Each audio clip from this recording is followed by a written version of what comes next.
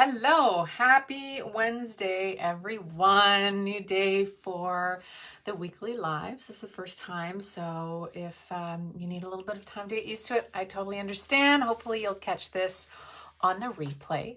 My name is Jessica from Jessica Dawn Coaching. I think that's why you're in the group. Hi, how are you? Today I am talking about burnout. This has been a really popular subject matter whenever I've shared about it. That's why I'm resurfacing it again. And, I'm talking about it because I was feeling pretty crispy at the end of 2021. And what I was hearing from a lot of my clients is that they were feeling the same. So one of the stats that I shared is that since 2020, when we all know what happened then, a little pandemic thing, the instances of burnout reports increased by 24%. I don't know if that number has been updated for 2021, but I'm imagining it might have increased a little bit. I know for myself, I did not have the opportunity to slow down like a lot of people did. I wound up working a lot more because my work is virtual, and I was at home anyways, so what else was I going to do? So I found myself extending my work hours, being a little bit more relaxed with my time boundaries until I found myself being like, wow, I'm in one of those places where I'm just kind of working all the time, and I found myself getting irritable, and I couldn't quite put my finger on why until I started actually doing posts about burnout. And then I was like, oh, wait, hold on. I think I might be there again. And I've experienced burnout a few different times in a few different iterations of my career. I blogged about it a few times. And so the benefit of having, if there is a benefit of going through burnout, is that I was able to pinpoint it a lot sooner than I would have in the past.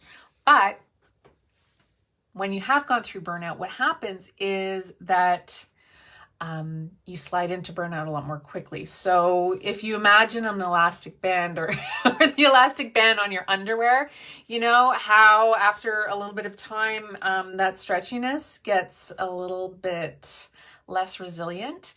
We become like that if we've gone through burnout. So our bounce back is lessened. So some of the things that you want to be paying attention to is, what are your trigger points? Are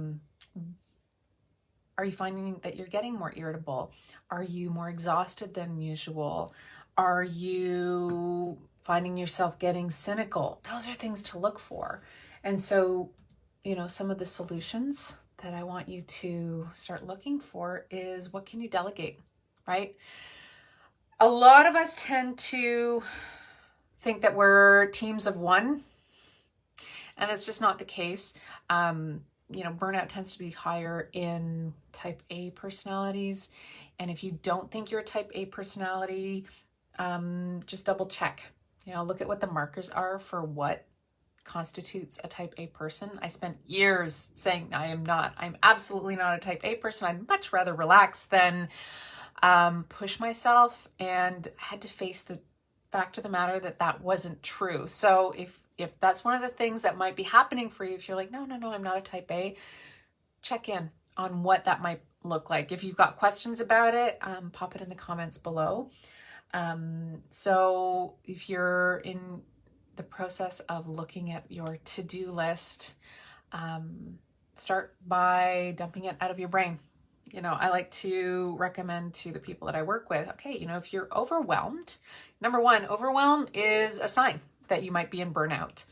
If you're overwhelmed by things that you would normally be able to handle with ease, and you're suddenly like, I just can't handle the basics right now, take a moment and empty the contents of your brain out onto paper. So the best thing to do is get it out and in front of you. And then from there, start to prioritize and organize all of the things that are bopping around in your brain, pop them onto a paper, categorize home, work, personal, physical, all of the things that you need to do in your life. You've got family, relationships. And then once you've got all of those categories, start to organize and then prioritize and see from there, then shift into what you can delegate. Do you need to do it all yourself? The answer is no. It's not necessary for you to do all of the things. And then the other thing is, if work is a big source of your burnout, make sure that you've got clear boundaries around it. Leave work at work. When you're done your work day, don't slide back into your inbox. Big thing that I struggle with that, right? At the end of my day, especially when it's minus 30 out or colder, I'm not going to do something at the end of the day that has me going outside. That's just me. I'm a fair weather nature person. So at night, when the sun's gone down, not venturing out. But that doesn't mean that I can't create things to do or to relax after I'm done my work day. So leave work at work. Be firm about your needs. Are you asking for what you need? Are you asking for support? Are you asking for, the time off that you need? Are you going out and getting kind of physical support that you need? I shared in my latest newsletter about putting off some body work that I knew, like my body, I had a couple of little telltale signs and I kept putting it off. And finally I went into a back spasm. It's like, oh, I guess I need to really pay attention. So I left it too long. My body was like, okay, I've given you all of the little markers and now it's urgent. So, don't put your needs last. It's important to make sure that your cup is full before you're supporting others. And then, there's so many other things, but this is just a short period of time. I've already been chatting for a little while. Thank you for who's joined in.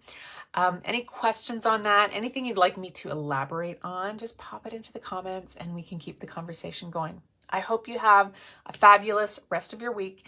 And if you're finding it a little bit tough and if there's a lot of friction, you're not the only one. There's a lot going on cosmically. So just tread lightly, shift the gaze inward, look at what you need right now and honor that.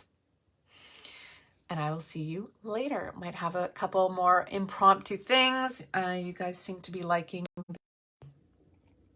So my screen just brought me right out of the live. But if you need support, going back to what my first train of thought was, you seem to like the bowls and the sound and the cards a lot. So if you want more of that, just let me know and I'm happy to pop in and share that with you. Talk to you soon. Bye for now.